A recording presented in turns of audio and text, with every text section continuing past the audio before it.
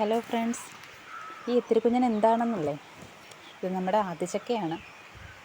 ആത്തിച്ചക്ക നമ്മുടെ നാട്ടിലൊക്കെ പറയും, വേറെ സ്ഥലങ്ങളിൽ എന്ത് പേരാണെന്ന് എനിക്കറിയില്ല.